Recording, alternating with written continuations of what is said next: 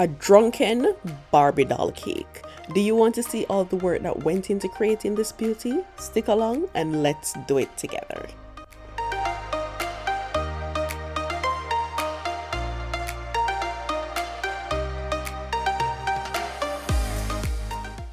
To start off, this beautiful cake was going to be traveling some distance to get to my client's celebration, and so the structural integrity of this cake had to be intact for it to survive the journey, because it's going to be a fully buttercream decorated cake. So I started off by attaching a center dowel to my cake board. I used some hot glue and some protective foil tape to keep the board safe. And I started by stacking my cake layers. The first layer went on with the base of the cake facing down, and I'm filling the layers with some strawberry filling and some amazing and delicious buttercream. Once I've filled and stacked this cake, it's time to apply a crumb coat. You all know what a crumb coat is. It is that first thin layer of buttercream that you apply to the cake to trap in all the crumbs. So when I move on to applying my final coat, which I'm doing now, I won't have any crumb in my final layer of frosting. Remember, you must chill your cake between each buttercream application. So when I applied my crumb coat, I did pop the cake in the freezer for a few minutes just to let that crumb coat firm up so I can move on to applying my second coat of buttercream. I'm using this long plastic scraper. These are my favorite ones to use. You have a whole lot of different scrapers out there, from acrylic to plastic to metal ones. You just have to try a few of them and stick to what works best for you. Once I'm done applying my final coat of buttercream, as you can see, I applied it so that there's a little lip at the top of the cake. That lip definitely serves a purpose. Now we're going to start creating those nice sharp edges. I'm using my scraper to pull inwards to the center of the cake to get rid of the excess buttercream from the outside, and with each scrape I'm cleaning the scraper off. If I go back on with the scraper that has on some buttercream on it, it will just start dragging on the cake and messing up all the beautiful work that we've done. This lip is a little bit smaller, so what I did was I put the cake in the freezer to let that excess buttercream firm up.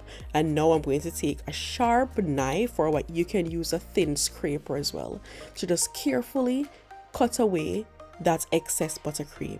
And just look at that. Look at that beautiful, clean, sharp edge. These nice sharp edges really take your cakes to a whole new level. We don't want it too rounded, we don't want it too rough. I did these sharp edges just for teaching purposes. This cake is going to be covered with some nice drip.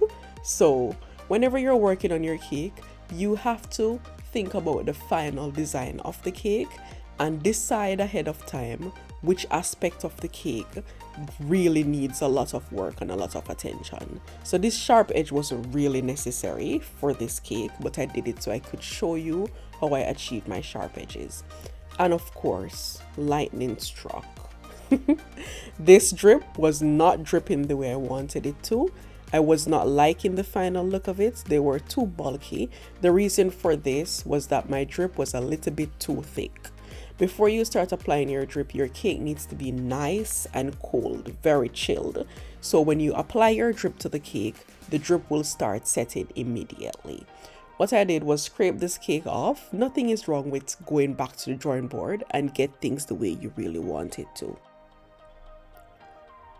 Now that my cake is all ready, this is my second attempt at doing these strips. The cake did go back into the fridge so that it's nice and firm, and now look at that drip. I love how nice and white it is. I add some whitener to the ganache, so I'm just using melted white chocolate to achieve this drip. And I'm happy. I love it. My cake went into the fridge while I worked on these.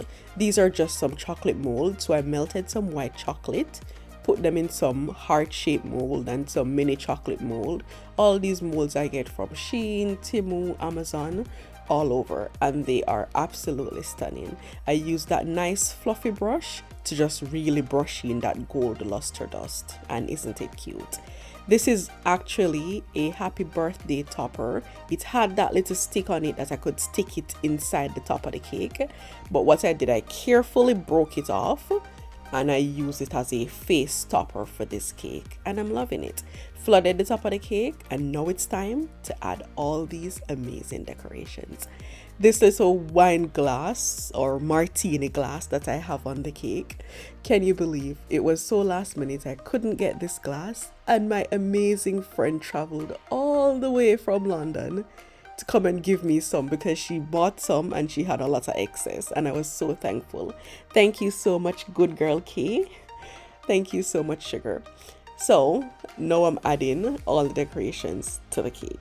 That little doll, I bought it from Poundland, gave it a nice little clean. It came in a nice packaging anyway, so it wasn't an exposed doll.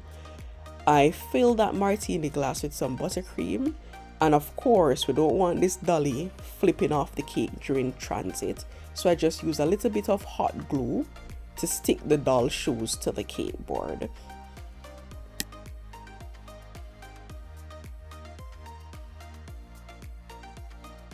We know it's a drunken doll, but we still want her to look a little bit in order, so I fixed her hair. I added some sprinkles, so the top of the cake is going to be a little bit messy. I want it to look as if the doll is so drunken, so worn out from her 30th birthday Big Bang celebration, and she got sick, and it's just a hot mess. So we added some alcohol to the cake. The one on the cake board, I used some hot glue again to secure it so it doesn't slide off. Adding these beautiful chocolate molds that we made earlier and painted with some gold edible luster dust. Adding them all over the cake. I'm just moving things around as I go along until I'm happy with the final design of the cake. This cake came out very, very beautiful. As you can see, it's a fairly simple design. You just have to know where to put things and how to secure things to your cake board. If you have any questions at all about this cake design, you want any tips to recreate something like this, drop a comment and ask your questions.